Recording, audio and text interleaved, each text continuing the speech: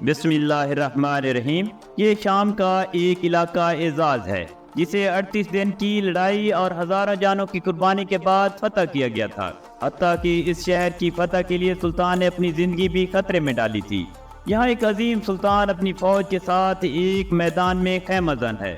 اس کے خیمے کے باہر ایک کم عمر لڑکی کھڑی ہے جو خیمے میں داخل تو ہونا چاہتی ہے، لیکن خوف سے اس کا جسم لرز رہا ہے۔ آخر اس نے ہمت کر کے خیمے کا پردہ اٹھایا اور ڈرتے کانپتے ہوئے اندر داخل ہوئی۔ اس کے سامنے وقت کا سلطان بیٹھا تھا۔ سلطان نے لڑکی کو دیکھا اور پوچھا، تمہاری آمد کا مقصد کیا ہے؟ لڑکی نے ڈرتے ڈرتے کہا، میں آپ سے اعزاز شہر مانگنے آئی ہوں۔ عظیم سلطان نے کہا، اگر تم اعزاز مانگتی ہو تو یہ علاقہ تمہارا ہوا۔ یہ کہا اور اس لڑکی کو بہت سی دولت دے کر اپنے خیمے سے رخصت کر دیا۔ سلطان جانتا تھا کہ اس لڑکی کو اس کے دشمنوں نے بھیجا ہے، پھر بھی اس نے لڑکی کی بات مان لی، کیونکہ یہ لڑکی سلطان کے محسن نور الدین زنگی کی بیٹی تھی۔ وہی نور الدین زنگی جنہوں نے خواب میں نبی کریم صلی اللہ علیہ وآلہ وسلم کا دیدار کیا تھا اور آپ صلی اللہ علیہ وآلہ وسلم کی قبر مبارک تک سرنگ کھودنے کی ناپاک جسارت کرنے والے 2 یہودیوں کو قتل کر دیا تھا۔ ناظرین، یہ واقعہ نور الدین زنگی کی بایوگرافی میں پہلے ہی بیان کیا جا چکا ہے۔ اگر آپ نے ہماری وہ ویڈیو نہیں دیکھی تو اس ویڈیو کا لنک ڈسکرپشن میں موجود ہے۔ نور الدین زنگی کی بیٹی جس سلطان سے اعزاز شہر مانگنے آئی تھی وہ بھی کوئی معمولی انسان نہیں تھا۔ اس کا نام تھا صلاح الدین یوسف بن ایوب، جسے دنیا سلطان صلاح الدین ایوبی کے نام سے جانتی ہے۔ میں ہوں مہر قاسم اور آپ دیکھ رہے ہیں میرا YouTube channel lovers of knowledge.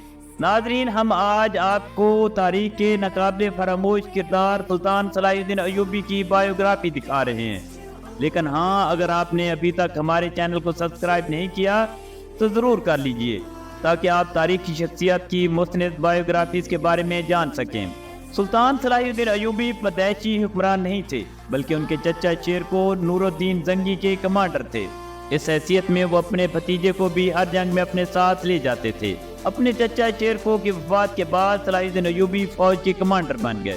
انہوں نے مصر کے فاطمی خلیفہ کو حکومت سے ہٹا دیا اور خود نور الدین زنگی کے گورنر کی حیثیت میں مصر پر حکومت کرنے لگے، کیونکہ ان دنوں فاطمی سلطنت بہت کمزور ہو چکی تھی۔ اختیارات خلیفہ سے زیادہ وزیروں کے کنٹرول میں تھے اور مصر میں ایک طرح کی انارکی پھیلی ہوئی تھی۔ صلاح الدین نے مصر کو فتح کرتے ہی قاہرہ کا سارا خزانہ غریب عوام میں تقسیم کر دیا اور اپنے لیے پھوٹی کوڑی بھی نہیں رکھی۔ صلاح الدین ایوبی شاید مصر کے گورنر کی حیثیت سے زندگی گزار دیتے، لیکن نور الدین زنگی کے انتقال نے ان کی زندگی میں ایک انقلاب برپا کر دیا۔ نور الدین زنگی کا بیٹا کم عمر تھا۔ سازشی درباریوں نے زنگی خاندان کی سلطنت آپس میں تقسیم کر لی۔ جب صلاح الدین ایوبی نے یہ صورتحال دیکھی تو انہوں نے مصر کو ایک الگ سلطنت میں تبدیل کر دیا اور خود اس کے سلطان بن گئے۔ پھر انہوں نے نور الدین زنگی کے سازشی وزیروں کو سبق سکھانے کا فیصلہ کیا اور شام پر حملہ کر دیا۔ ان کی خواہش تو تھی کہ نور الدین زنگی کا بیٹا ان کا ساتھ دے، لیکن ظاہر ہے وہ سازشی عمرہ کے ہاتھوں میں کھیل رہا تھا، اس لیے صلاح الدین ایوبی کی اس سے نہ بن سکی۔ سلطان صلاح الدین ایوبی نے جلد ہی دمشق فتح کر لیا اور مصر سے لے کر شام تک ایک بڑے علاقے کے حاکم بن گئے۔ سلطان صلاح الدین ایوبی رحم دل، سخی اور بہادر تو تھے ہی، لیکن ان کی سب سے بڑی خوبی یہ تھی کہ ان کا دل بہت بڑا تھا۔ وہ اپنے دشمنوں کی خوبیوں کی بھی تعریف کرتے تھے اور موقع ملتا تو پرانی دشمنیاں بھلا کر اپنے بدترین دشمنوں کو بھی دوست بنا لیتے تھے۔ اور سلطان کا ایک ایسا ہی دشمن تھا جو ان کے خون کا پیاسا تھا، لیکن سلطان کی مہربانی سے وہی دشمن ان کا سب سے بڑا دوست ثابت ہوا۔ یہ شخص تھا فرقہ باطنی کا لیڈر شیخ سنان، جو شام کے ایک علاقے کا حکمران تھا۔ یہ فرقہ عام انسانوں کو ٹریننگ دے کر زبردست قاتل بنا دیتا تھا۔ یہ قاتل فدائین کہلاتے تھے۔ فدائی حشیش کا عام استعمال کرتے تھے، اس لیے انہیں حشیشن بھی کہا جاتا تھا۔ بعد میں حشیشن کا لفظ انگلش میں اسیسن بن گیا، جس کا مطلب ہے خونی قاتل۔ یہ اسیسن یا فدائین اتنے خطرناک تھے کہ ان کے خوف سے اسلامی دنیا کے بڑے بڑے حکمران کانپتے تھے۔ پھر ایک دن ان فدائین کو سلطان صلاح الدین ایوبی کے قتل کا حکم مل گیا۔ وجہ یہ تھی کہ آپ کے مخالفین یہ سمجھ چکے تھے کہ وہ سلطان کو میدان جنگ میں نہیں ہرا سکتے، اس لیے وہ سازشوں پر اتر آئے۔ انہوں نے شیخ سنان کو مال و دولت کا لالچ دے کر اس بات پر راضی کیا کہ وہ اپنے فدائین کے ذریعے سلطان کو قتل کرا دے۔ شیخ سنان مان گیا اور اس نے فدائین کا ایک گروپ سلطان صلاح الدین ایوبی کو قتل کرنے کے لیے بھیجا، جو ناکام رہا اور مارا گیا۔ پھر ایک قاتل سلطان کے خیمے میں داخل ہوا اور ان کے سر پر چھری سے حملہ کر دیا۔ سلطان کے سر پر پگڑی تھی، لیکن پگڑی کے نیچے لوہے کا ہیلمٹ بھی تھا۔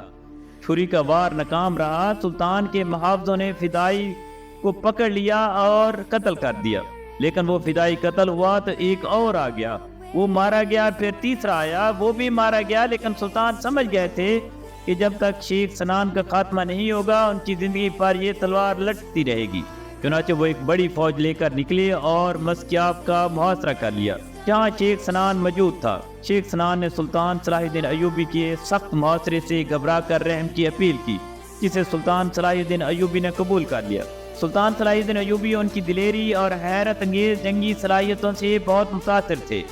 انہوں نے شیخ سنان کو دوست بنا لیا اور ایسا پکا دوست بنایا کہ وہی شخص جو سلطان کے خون کا پیاسا تھا وہ سلطان کے ساتھ مل کر انہی کے دشمنوں سے لڑتا رہا۔ سلطان نے اپنے بدترین دشمن کو اپنا اتحادی بنا کر اعلیٰ ظرفی اور سیاسی بصیرت کا ثبوت دیا۔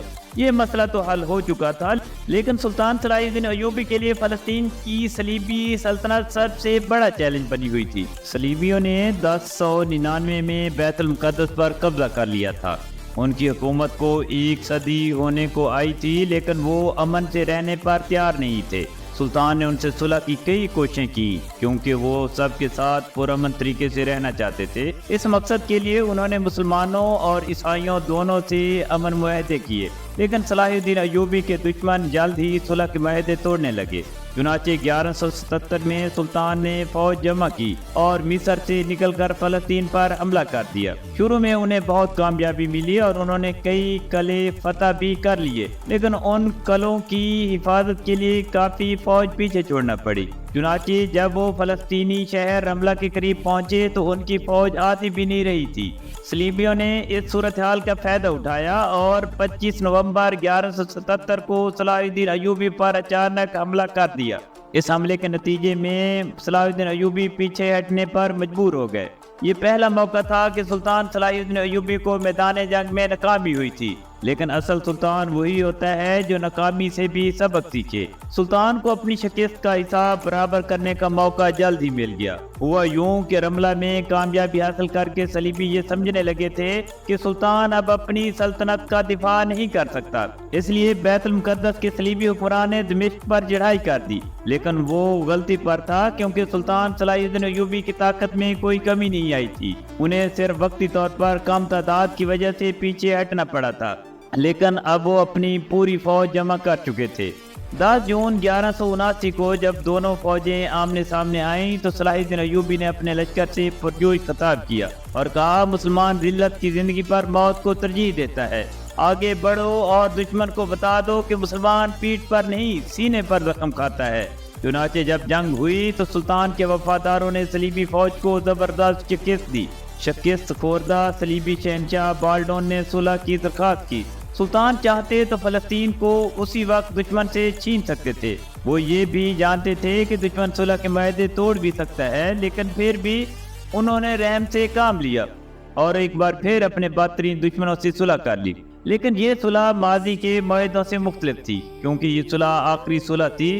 صلح کے بعد چند سال تو سکون سے گزر گئے، لیکن بالڈون کی موت کے بعد بیت المقدس کے نئے صلیبی حکمران گوئے نے معاہدہ توڑ دیا۔ یہ مسلمانوں کا کھلا دشمن تھا۔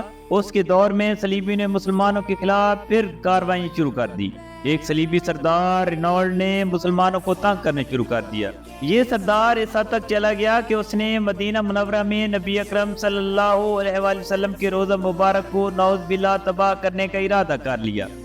اس نے صرف ارادہ ہی نہیں کیا، بلکہ اس نے اپنی بحری جہازوں کے ذریعے عرب ساحلی علاقوں پر حملے بھی کرائے، لیکن سلطان کے بحری جنگی جہازوں نے رینالڈ کے بحری بیڑے کو تباہ کر کے یہ ناپاک منصوبہ ناکام بنا دیا۔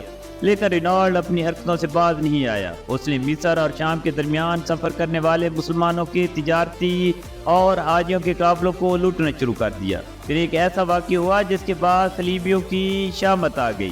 ہوا یوں کہ رینالڈ نے ایک ایسے قافلے پر حملہ کر دیا جس میں سلطان کی بہن بھی شامل تھی۔ قافلے کو تو لوٹ لیا گیا، لیکن سلطان کی بہن کسی نہ کسی طرح دشمن سے بچ کر سلطان کے خیمے میں پہنچی اور قافلے پر بیتنے والے ظلم کا حال بیان کیا۔ قافلے پر ظلم کا حال سن کر اور اپنی بہن کی بے عزتی پر غیرت مند بھائی کا خون کھول اٹھا۔ سلطان نے قسم کھائی کہ وہ رینالڈ کو اپنے ہاتھوں سے قتل کرے گا اور اس وقت تک اپنے بستر پر نہیں سوئے گا جب تک وہ بدلہ نہیں لے لیتا۔ تاریخ میں لکھا ہے کہ سلطان 2.5 سال تک اپنے بستر پر نہیں سویا۔ جب اسے نیند تنگ کرتی تو وہ ستون کے ساتھ ٹیک لگا کر اپنی نیند پوری کر لیتا تھا۔ بہرحال سلطان نے اپنے تمام اتحادیوں اور گورنروں کو خط لکھے اور انہیں کہا کہ وہ فوج لے کر سلطان کی مدد کو پہنچیں، کیونکہ اب صلیبیوں کے خلاف فیصلہ کن جنگ کا وقت آ گیا ہے۔ چنانچہ مصر اور شام سمیت کئی مسلمان ممالک سے بڑی تعداد میں فوجیں دمشق پہنچنے لگیں، جسے سلطان نے اس وقت تک اپنا ہیڈ کوارٹر بنا رکھا تھا۔ سلطان نے فوج جمع کی اور صلیبیوں کے زیر کنٹرول شہر تیبریا یا ٹائبرس کا محاصرہ کر لیا۔ جواب میں رینالڈ نے بھی جنگ کی تیاری شروع کر دی۔ وہ گوئے کا گہرا دوست بھی تھا، اس لیے گوئے بھی اس فوج کے ساتھ میدان میں آ گیا۔ اس نے سلطان ایوبی سے صلح کا معاہدہ بھی توڑ دیا تھا۔ کہا جاتا ہے کہ بیت المقدس پر صلیبی قبضے کے بعد سے صلیبیوں نے اتنی بڑی فوج جمع نہیں کی تھی جو سلطان صلاح الدین ایوبی کے مقابلے پر آئی۔ رینالڈ اور گائے کی متحدہ فوج نے سلطان صلاح الدین ایوبی کی طرف پیش قدمی شروع کی۔ سلطان نے صلیبیوں کو فیصلہ کن شکست دینے کے لیے حتیم کا علاقہ چن لیا۔ اس علاقے میں پانی کے چند ایک ہی چشمے تھے اور زیادہ تر علاقے بنجر اور ویران تھے۔ سلطان کی فوج پانی کے چشموں کے پاس ٹھہر گئی، جبکہ صلیبی فوج کو سلطان تک پہنچنے کے لیے 20 کلومیٹر کے ایک ایسے علاقے سے بھی گزرنا تھا جہاں پانی ہی نہیں تھا۔ کچھ صلیبی کمانڈر یہ کہہ رہے تھے کہ آگے بڑھنے میں خطرہ ہے کیونکہ انہیں فوج کے لیے پانی نہیں ملے گا، لیکن گائے نے ان کی بات نہ مانی کیونکہ اسے اعتماد تھا کہ جنگ میں اسے کوئی نہیں ہرا سکتا۔ اس کی اس یقین کی وجہ تھی صلیب اعظم یا ٹرو کراس۔ جی ہاں، صلیبیوں کے پاس ایک بہت بڑی صلیب تھی جس میں لکڑی کا ایک ٹکڑا نمایاں تھا۔ صلیبیوں کا عقیدہ تھا کہ یہ ٹکڑا اسی اصل صلیب کا ہے جس پر حضرت عیسیٰ علیہ السلام کو رومیوں نے مصلوب کیا تھا۔